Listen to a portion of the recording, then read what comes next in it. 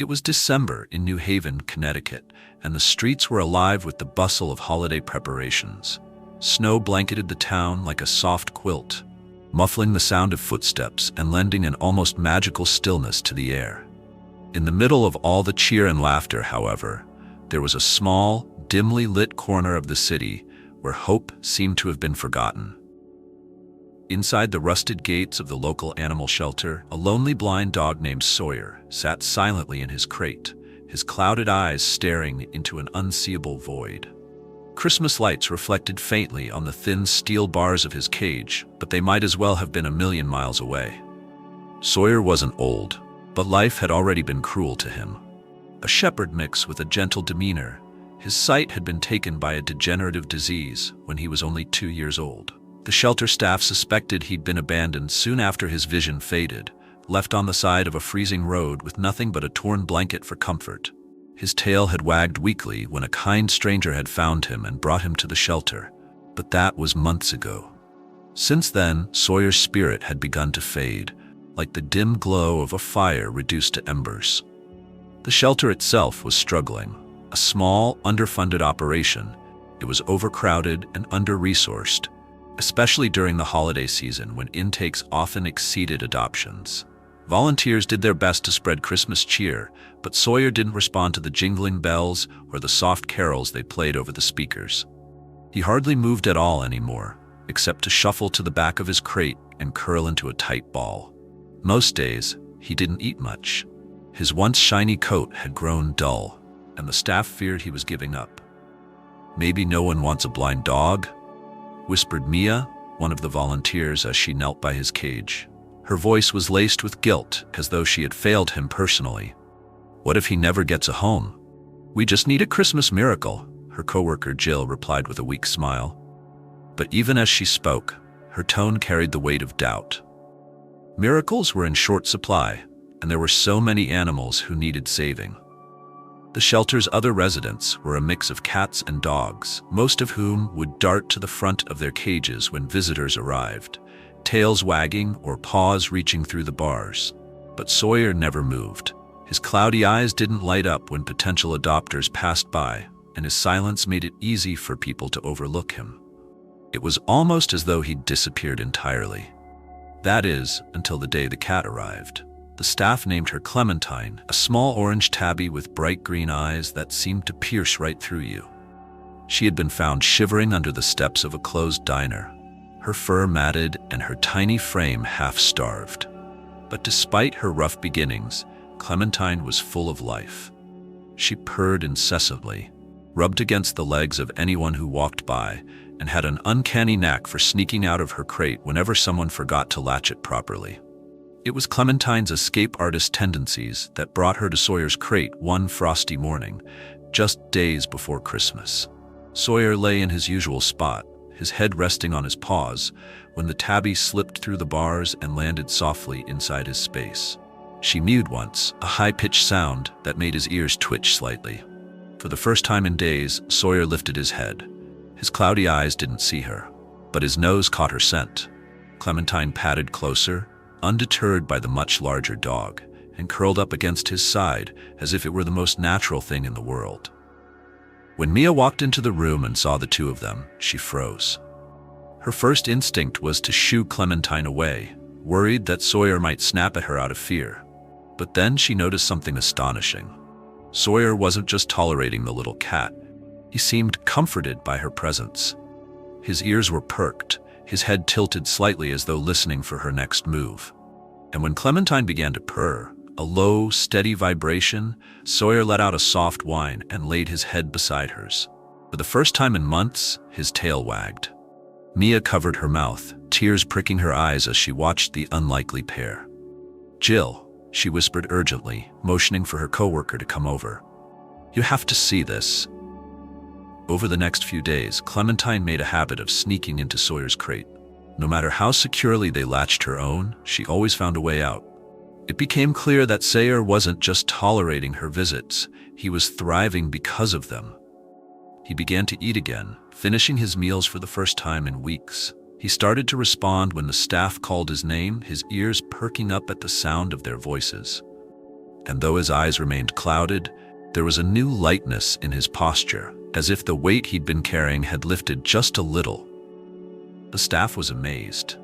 "It's like she's his guide," Jill remarked one afternoon as she watched Clementine nudge Sawyer toward his water bowl with her tiny head. The two were inseparable now, and their bond was undeniable. But what none of them realized was that Clementine wasn't done performing miracles, not yet. Despite the spark of hope ignited by Clementine's arrival, Sawyer's future still hung precariously in the balance. The animal shelter was overcrowded and underfunded, and Christmas was only a week away. The staff was scrambling to prepare for their annual Home for the Holidays adoption event, a last-ditch effort to pair as many animals as possible with loving families before the year's end. But with Sawyer's blindness and his history of shutting down, he remained a hard sell.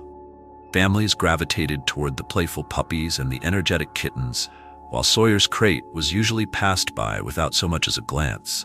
Even Clementine, as endearing as she was, had better odds. With her striking green eyes and friendly demeanor, potential adopters adored her. But every time someone showed interest, Clementine would dash out of their arms and run straight back to Sawyer's side, curling up against him protectively. It was as if she was saying, "I'm not leaving without him." "She's going to blow all her chances," Jill sighed one evening, watching Clementine pace inside Sawyer's crate as though standing guard. "People want her, but she won't leave him." Mia sat on the floor nearby, her chin resting in her hands.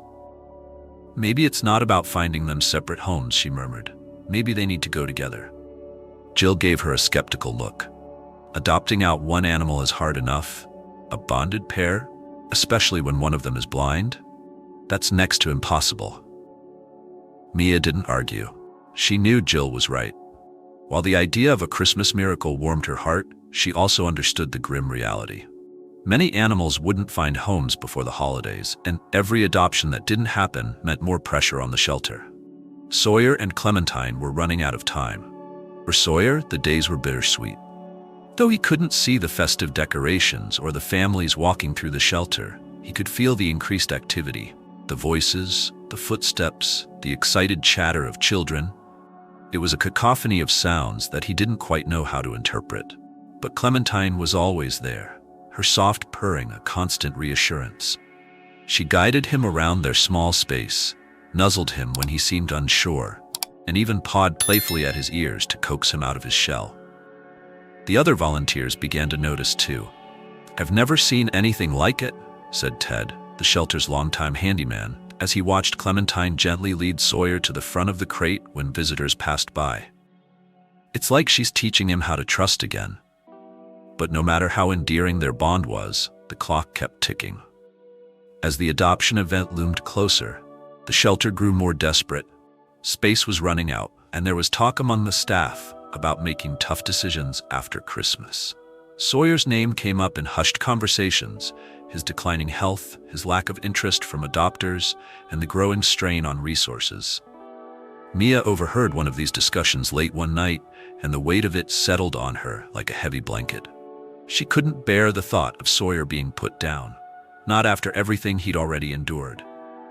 She stayed late that evening, sitting by Sawyer's crate as he and Clementine slept curled together.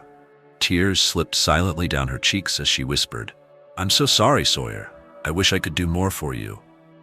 The blind dog stirred at the sound of her voice, his ears flicking toward her. He didn't know why she was sad, but he could sense it. His head nudged closer to the bars of the crate, and Mia reached in, running her fingers gently over his fur. Clementine, sensing the moment, opened one green eye and let out a soft, comforting meow. The following morning, the shelter was abuzz with final preparations for the adoption event. Strings of twinkling lights were hung across the walls, and volunteers worked tirelessly to make the space feel warm and inviting. Sawyer's crate was moved to a more visible location, though the staff didn't hold much hope that it would make a difference. Clementine, of course, was already in position beside him, her small body pressed firmly against his. When the event began, the shelter filled quickly with families eager to add a furry friend to their Christmas celebrations. Puppies barked excitedly, kittens batted at dangling ornaments, and the air was filled with the sound of laughter and cheer.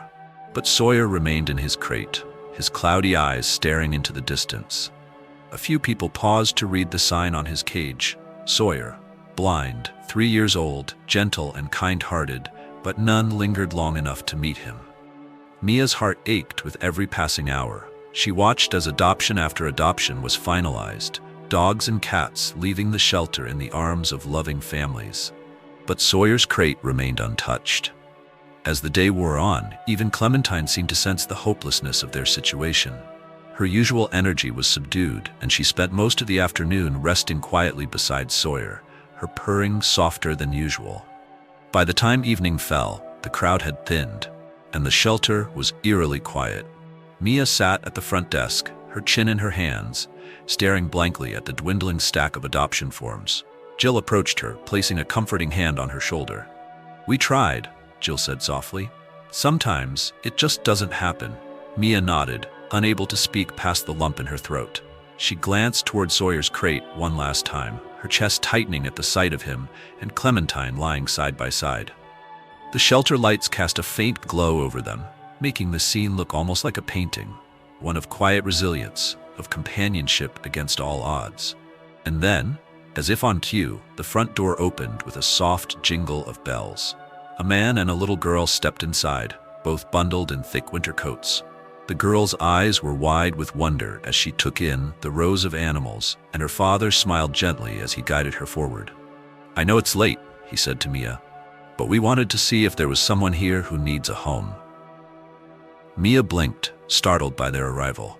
"Of course," she said quickly, standing to greet them. "Let me show you around." As she led them through the shelter, the little girl stopped suddenly in front of Sawyer's crate. She crouched down, her face just inches from the bars, and whispered, "Daddy, look, a dog and a kitty, they're together." Sawyer's ears perked at the sound of her voice, and Clementine lifted her head, her green eyes locking onto the girl's. What happened next would stun everyone. The little girl pressed her small hands against the bars of Sawyer's crate, her breath misting slightly in the cold December air. "Hi, puppy," she whispered, her voice soft and full of wonder. Sawyer's ears twitched again, and for the first time that day, he lifted his head. Clementine, sensing something different, stood up and stretched before walking straight toward the girl. She rubbed her orange fur against the bars, purring loudly, bag, as though she were making an introduction on Sawyer's behalf. The girl giggled and looked back at her father. "Daddy, they're best friends. Look how the kitty loves him." Her father crouched down beside her, studying the unlikely pair. He noted the way Clementine nudged Sawyer's side, as though reassuring him that everything was okay. Sawyer, for his part, let out a small, hesitant whine, his head tilting toward the sound of their voices. Even though his clouded eyes couldn't see the girl, his nose picked up the scent of peppermint from her candy cane and the faint trace of lavender from her shampoo. Slowly, cautiously, his tail gave a single wag. "What's his name?" the man asked, glancing up at Mia, who was watching the interaction with bated breath. "That's Sawyer," she replied, her voice trembling slightly. "He's blind, and he's been here for a while. The cat with him is Clementine. She kind of adopted him." The man raised an eyebrow. "Adopted him?" Mia nodded, stepping closer to explain. "Clementine came to us just a few weeks ago. She started sneaking into his crate almost immediately. It's like she knew he needed her. Since then, they've been inseparable. Clementine helps him navigate, and he seems to draw comfort from her. They're a bonded pair now." The little girl turned to her father, her eyes shining. "Daddy, can we take them, please?" Her father hesitated, glancing back at the animals. "Sweetheart, I don't know if we're ready for 2 pets, and one of them has special needs." The girl's face fell, her lower lip quivering. "But Daddy, they're sad. Don't you see? They need us." Clementine meowed softly, as though in agreement, and Sawyer let out another small whine, his ears swiveling toward the conversation. The man ran a hand through his hair, clearly torn. "It's not that simple, kiddo. Taking care of a blind dog is a big responsibility, and we don't know if they'll fit in with our family." "Please?" the girl begged, her voice breaking. "It's almost Christmas. They deserve a home too." Mia knelt down beside them, her heart pounding. She knew she had to say something, But she didn't want to overwhelm the man or guilt him into a decision. Instead, she focused on the truth. "I won't lie," she began gently. "Sawyer is blind, and that does mean he'll need some extra care, but he's one of the sweetest dogs I've ever met. He just needs someone to give him a chance. And Clementine, well, she's already doing half the work. She's his guide, his protector, and his best friend. They bring out the best in each other. I think they could do the same for a family." The man looked at her, then back at the animals. Clementine was still pressed against the bars, her purring steady and strong. Sawyer had moved closer as well, his nose sniffing tentatively at the air, as if trying to understand what was happening. The little girl reached through the bars and gently touched his paw. "It's okay, puppy," she whispered. "We'll take care of you." In that moment, something shifted. The man let out a long sigh and placed a hand on his daughter's shoulder. "All right," he said finally. "Let's meet them." Mia's heart soared. She quickly unlocked the crate and opened the door, stepping back to give them space. Clementine immediately trotted out, rubbing against the girl's legs and then winding her way around the man's feet as if to say, "Thank you." Sawyer, however, stayed put, his body low to the ground, trembling slightly. "It's okay, Sawyer," Mia said softly, kneeling down to his level. She reached in and placed a gentle hand on his head, scratching behind his ears the way she knew he liked. "They're nice people. They want to meet you." Clementine returned to the crate, meowing encouragingly. She nudged Sawyer with her head, then walked out again, looking back as if to say, "Follow me." Slowly, cautiously, Sawyer stood. His legs were shaky, but he trusted Clementine, and where she went, he would go. Step by step, he followed her out of the crate, his nose working overtime to map the unfamiliar scents around him. The little girl knelt down and held out her hand. "Hi, Sawyer," she said softly. "I'm Emma. You're safe now." Sawyer hesitated, his head turning toward her voice. Then, as though sensing her kindness, he took one step closer, then another, until his nose touched her hand. Emma giggled, her joy bubbling over. "He's so soft." Her father crouched beside her, watching the interaction with growing amazement. "He's calmer than I expected," he admitted. "And the way the cat stays with him, it's incredible." Mia smiled. They're a team. Clementine makes him braver, and Sawyer gives her purpose. I think they were meant to find each other. The man was quiet for a long moment, his eyes studying the two animals as they stood side by side. Finally, he looked at Mia and said, "Let's do it. Let's take them home." Tears welled in Mia's eyes as she nodded. "You're giving them the best Christmas gift they could ever hope for." Emma squealed with delight, throwing her arms around her father's neck. "Thank you, Daddy. Thank you." Sawyer, as if sensing the excitement, wagged his tail again, this time a little stronger. Clementine purred louder than ever, weaving herself between Sawyer and Emma like a tiny orange ribbon tying them all together.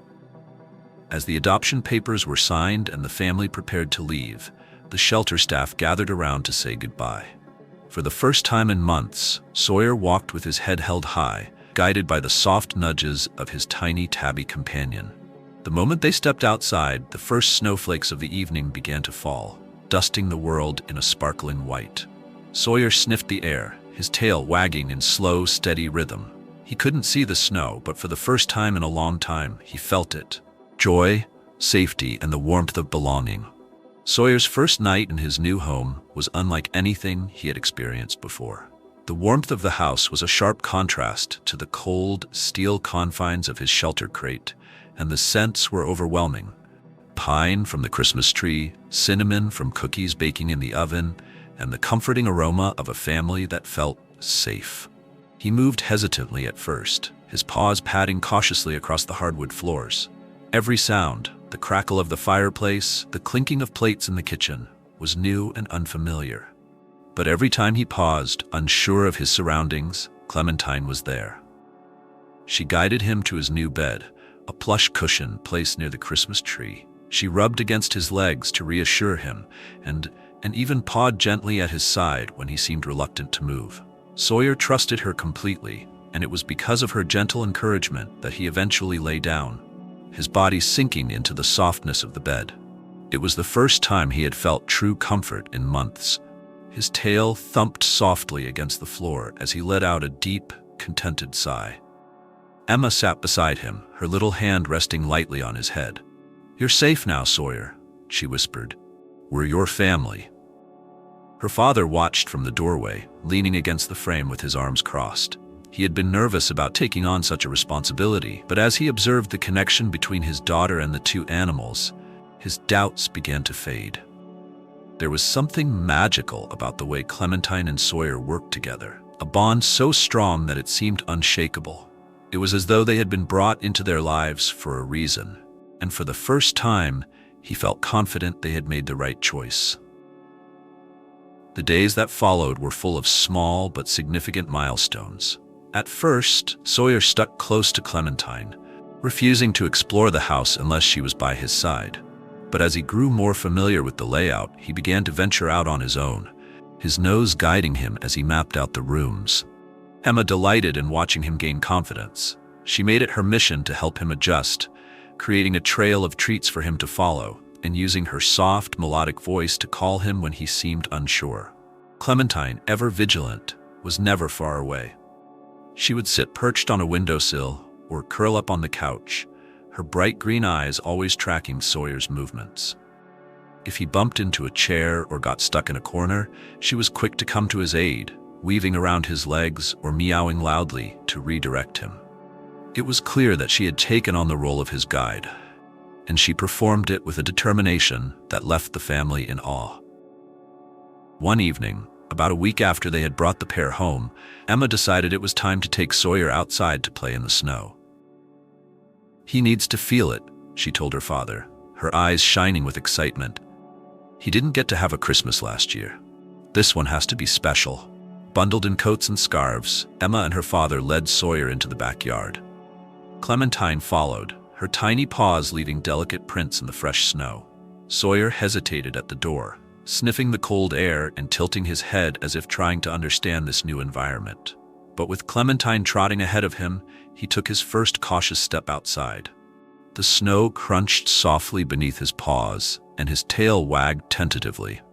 Emma giggled and knelt to make a snowball, rolling it carefully between her gloved hands. "Here, Sawyer," she called, tossing the snowball gently toward him. It landed nearby, and Sawyer's nose twitched as he sniffed it curiously.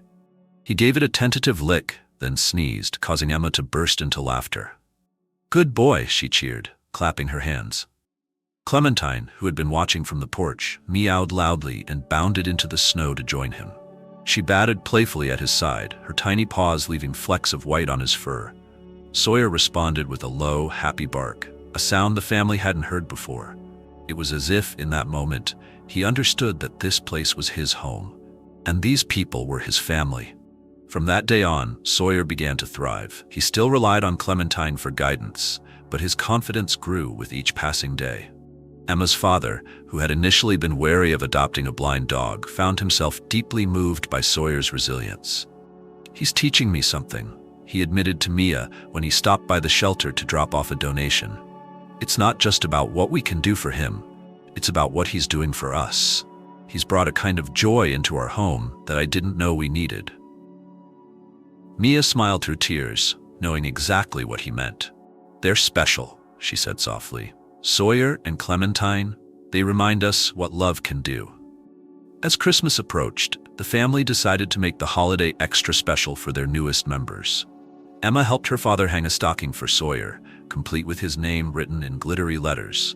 Clementine had her own, decorated with tiny paw prints and a jingling bell. On Christmas morning, the family gathered around the tree, unwrapping presents as Sawyer and Clementine rested on their shared bed nearby. Emma handed Sawyer a soft toy shaped like a bone, and his nose twitched as he sniffed it eagerly. He mouthed it gently, his tail wagging in steady, rhythmic beats. Clementine received a plush mouse, which she immediately pounced on with glee. The sight of the two of them, happy and content, brought tears to Emma's father's eyes. Later that evening, as the family sat by the fire, Emma rested her head against her father's shoulder. "Daddy," she said softly, "this is the best Christmas ever." He kissed the top of her head and smiled. "You're right, sweetheart, it is." Sawyer, lying on his bed with Clementine curled up beside him, let out a contented sigh.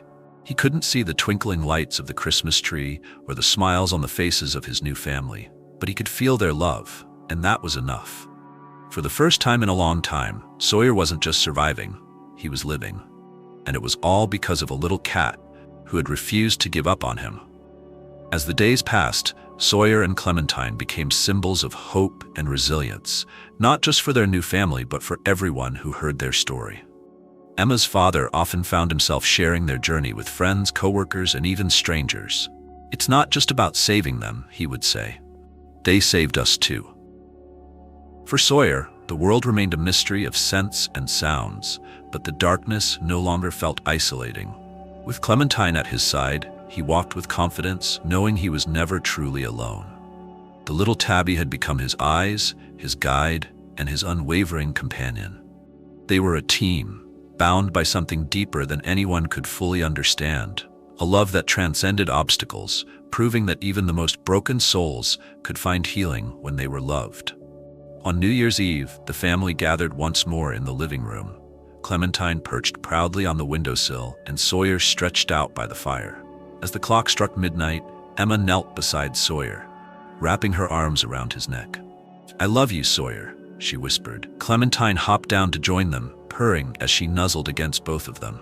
Her father watched from his chair, a smile spreading across his face. "You know," he said, his voice soft, "I think Clementine was right all along. They belonged together. And now, they belong with us." Sawyer's ears twitched at the sound of his family's voices, and his tail thumped softly against the floor. He didn't know what the future would hold, but for the first time, he felt ready to face it. Because now, he wasn't just a blind dog waiting for a miracle. He was part of one. The story of Sawyer and Clementine became a reminder to everyone who heard it that love has the power to transform even the darkest moments into something beautiful. In the warmth of their new home, surrounded by love, they were no longer broken. They were whole,